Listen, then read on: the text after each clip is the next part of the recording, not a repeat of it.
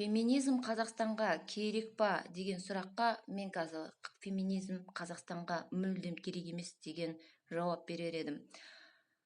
10 жыл феминист болған кезінде мен қазіргі феминистерге қарағанымда олардың ешқандай көзқарастары қазаққа жақын емес екеніне түгел көзім жетті.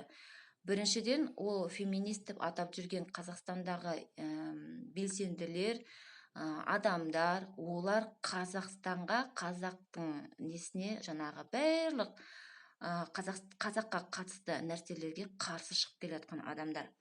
Себебі бұл жерде олар батыс феминизмді бұл жерге итеріп неғылып жатыр. Қазақтардың қыздарына айтады: сен мектеп оқу керексің, әрине сен орыс мектепте оқу керексің.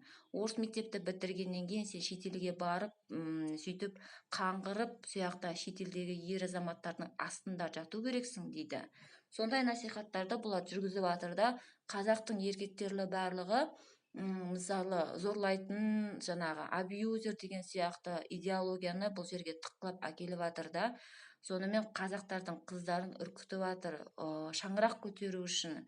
Қазақтың қыздарына айтады: бала тумаңдар дейді. Бұл жерде жай ғана бала емес, қазақтың баласын тумаңдар дейді ғой. Қазақтың санын көбейтпеңдер дейді. Қазақтың санын көбейтсең, сен өзің үшін өмір сүрмейсің дейді. Сенің өмірің мәнсіз болып өтеді деген насихат жүргізіп жатыр бұл жерде.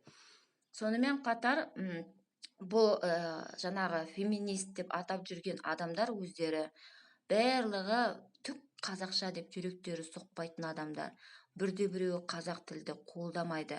Қазақ тілді қолдаса, баяғыда осы қазақ тілінде феминизмге қатысты мақалалар болар еді.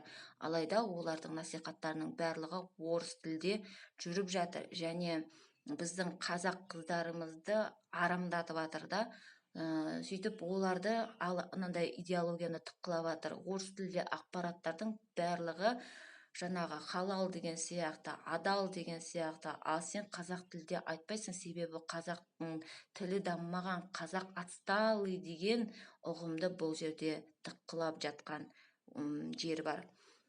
Сонымен енді мына қазақ феминизмге бұл Қазақстанда жүрмеу керек. Бұл жерде Қазақстанда феминизм болатын болса, ол қазақы феминизм болу керек. Мына батыстың феминизмін жүргізіп жатқан адамдар негізінде қазақ феминизм деген не екенін тіптен ойланғылары келмейді. Себебі олар грантпен күн көріп отқан адамдар болады.